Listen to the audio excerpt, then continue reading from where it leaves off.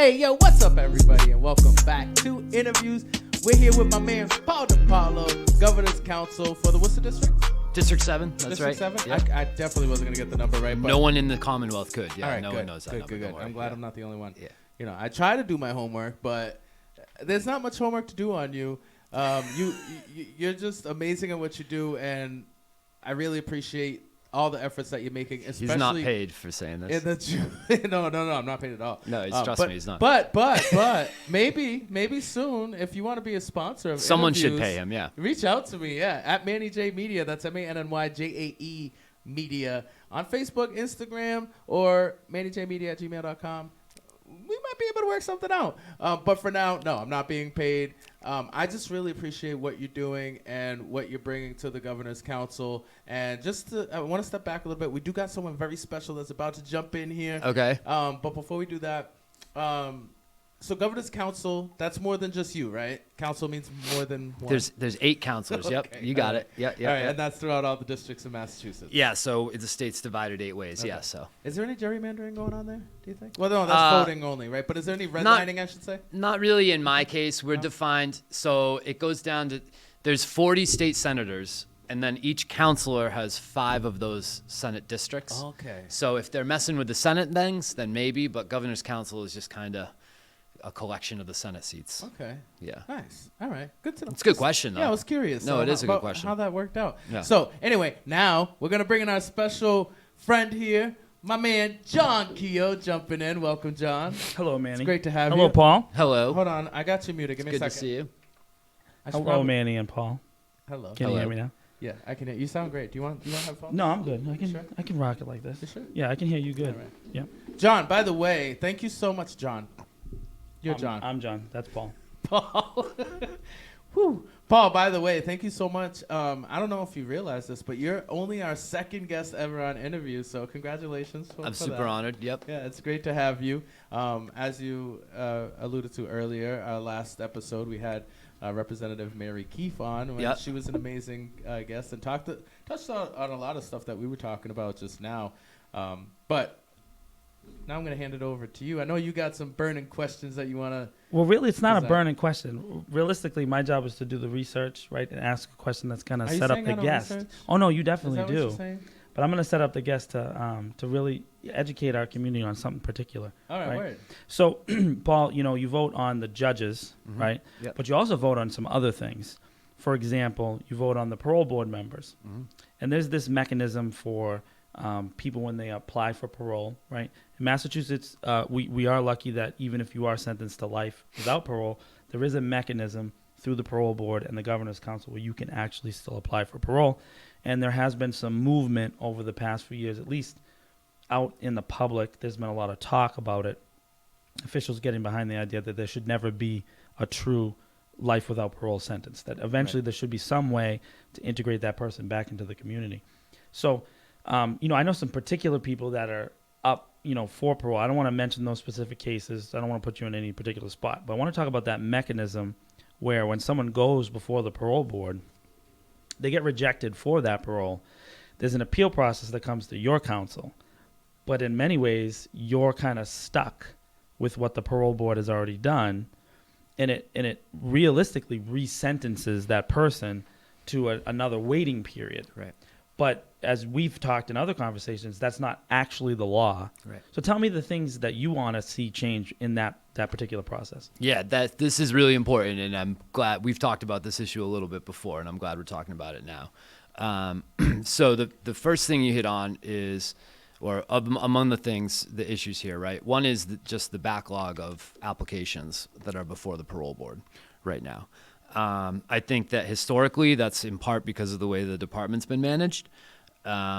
It's also in part because of a lack of prioritizing processing things by the administration, right? So as a governor's counselor, I advocate for parole board members I want. I vote yes or no on the folks the governor puts forward. But ultimately, the governor gets to choose who I even get a chance to weigh in on, right?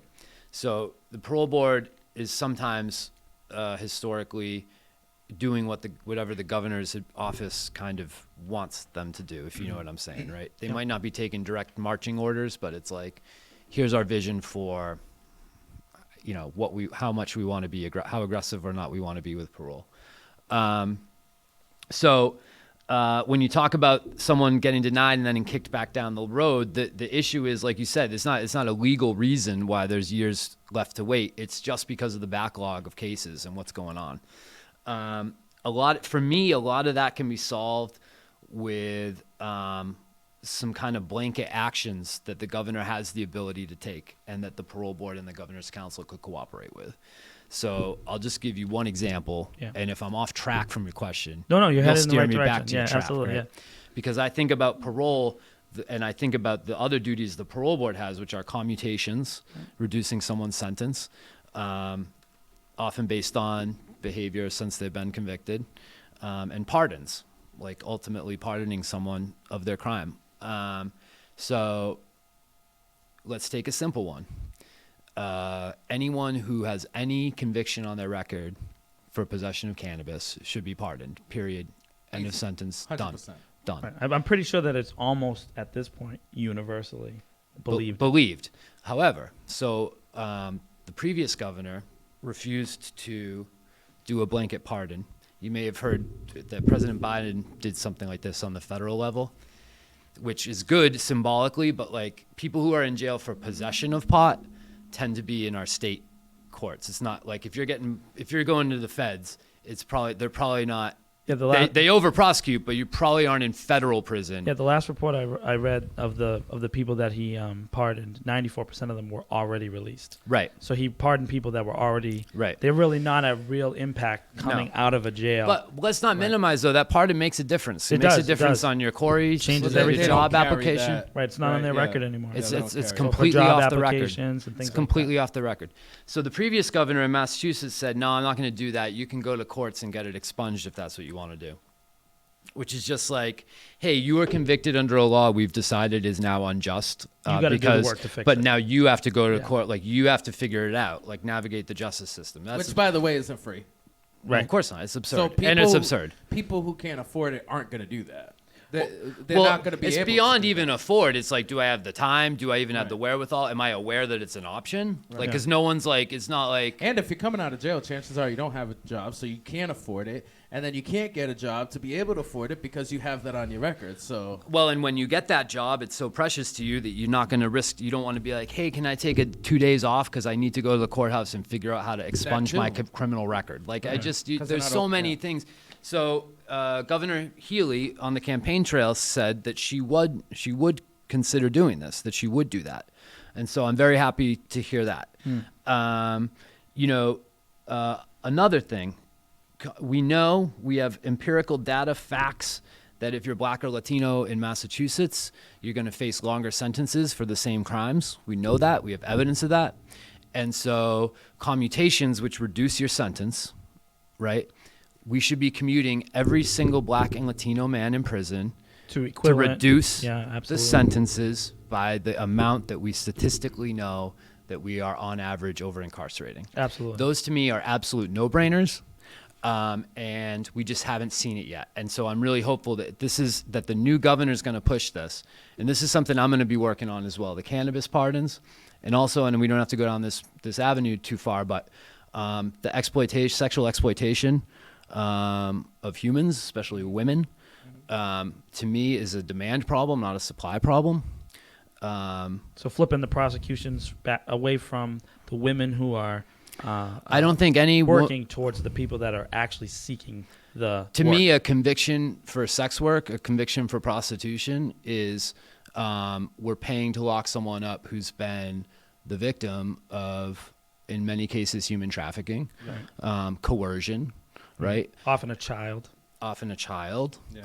And these people, I had to see. Shout out to Nikki Bell, by the way. For sure. Nikki Absolutely. Bell Pana. She had made a statement in that look at the people who are paying for Often these, public officials. Yeah, police even. People in positions of authority. Positions of power. They are really the ones who are able to not only afford, but actually get away with.